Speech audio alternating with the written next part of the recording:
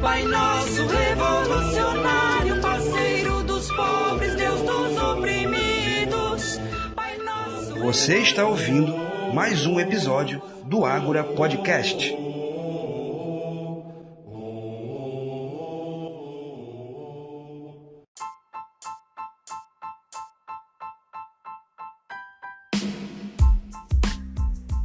Olá, eu sou Carlos Silva e esse é mais um episódio desta temporada do Ágora Podcast, realizado pelo canal Ágora Política, Ciência e Teologia do YouTube. Esse episódio refletirá brevemente o Evangelho do segundo domingo do tempo comum, ano B, Evangelho de João, capítulo 1, versículos de 35 a 42. Se gostar desse episódio, pedimos que você o compartilhe com seus contatos, com seus amigos e que também não se esqueça de dar o seu like. Pedimos também que você se inscreva em nosso canal, tá bom?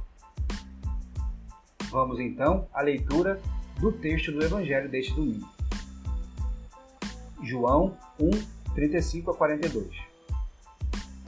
João estava de novo com 2 de seus discípulos e vendo Jesus passar, disse: Eis o Cordeiro de Deus. Ouvindo essas palavras, os discípulos seguiram Jesus. Voltando-se para eles e vendo que o estavam seguindo, Jesus perguntou: O que estás procurando? Eles disseram: Rabi, que quer dizer mestre, onde moras? Jesus respondeu: Vinde ver. Foram, pois, ver onde ele morava, e nesse dia permaneceram com ele. Era por volta das 4 da tarde. André, irmão de Simão Pedro, era um dos que ouviram as palavras de João e seguiram Jesus.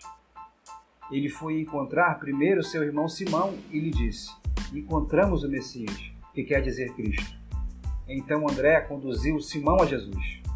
Jesus olhou bem para ele e disse: Tu és Simão, filho de João. Tu serás chamado Cefas, que quer dizer pedra. Eis a nossa reflexão. Como já vimos em nossas reflexões recentes, João Batista é a voz que grita no deserto para anunciar a proximidade do Messias esperado pelas pessoas. Pessoas, em sua maioria, desesperançadas, que veem no anúncio do Batista esperança em dias melhores. No Evangelho deste domingo, João Batista aparece, no primeiro momento, como o principal personagem da narrativa, acompanhado de 2 de seus discípulos, André e outro do qual o texto não diz o nome. Mas o protagonismo de João Batista é curtíssimo, não passa dos 2 versículos iniciais, pois dali em diante, como não poderia deixar de ser, é Jesus quem assume todo o protagonismo.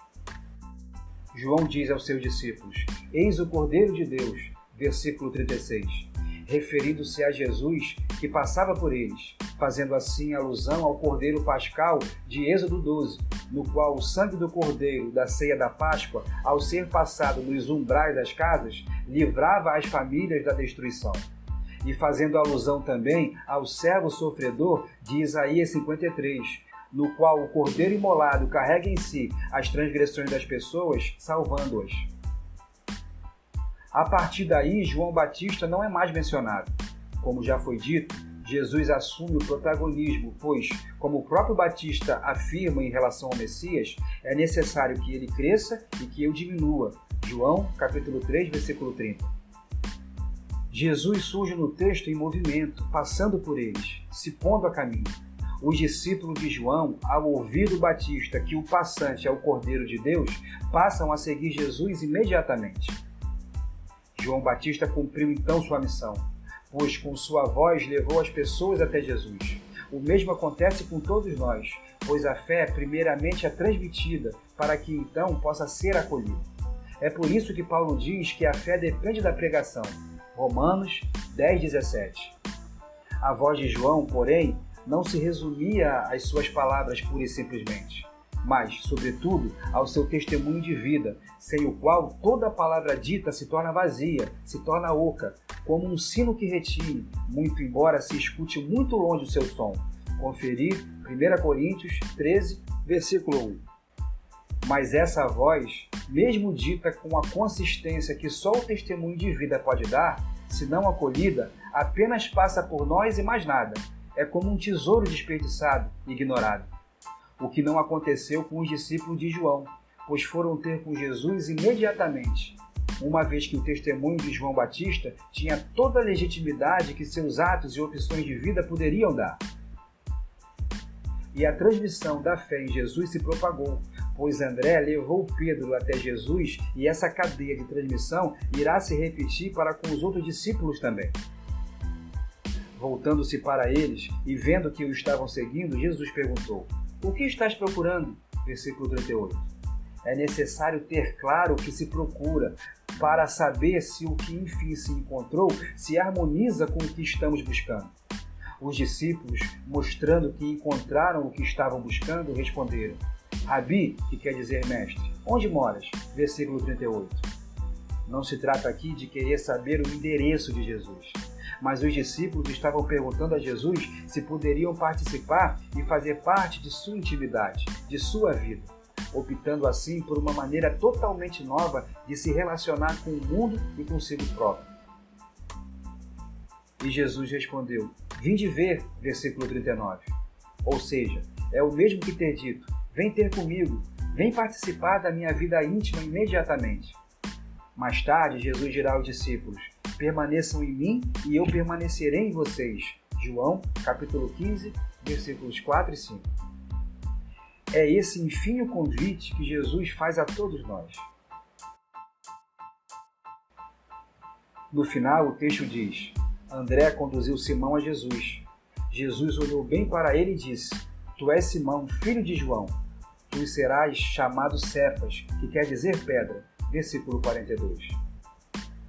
Jesus auxilia assim Pedro, a partir dali, a se encontrar consigo mesmo, com quem ele realmente é, pois o nome da pessoa na Bíblia significa quem a pessoa é exatamente e qual é exatamente a sua missão. Processo que vai se dar por todo o Evangelho e, na verdade, por toda a sua vida, como ocorre com cada um de nós. Então, os discípulos de Jesus iniciaram o processo de co-construção do reino de Deus, cujo construtor e pedra fundamental é Jesus, que está sempre em movimento e nos chama a seguir esse caminho junto com ele. Caminho de vida em abundância, onde não cabem injustiças, sejam quais forem.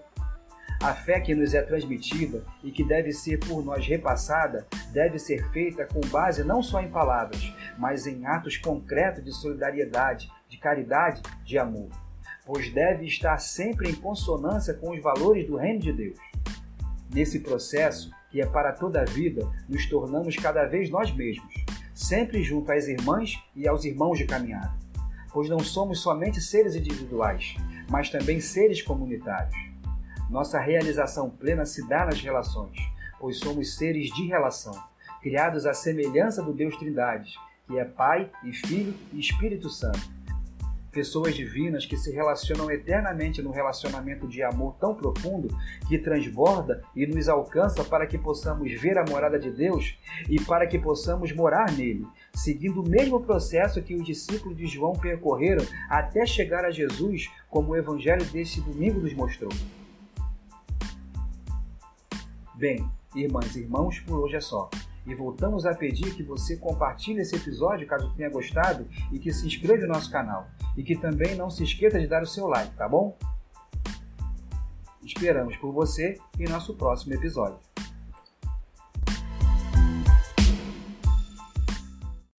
Pai nosso revolucionário, parceiro dos pobres, Deus dos oprimidos. Pai nosso... Você ouviu mais um episódio do Ágora Podcast.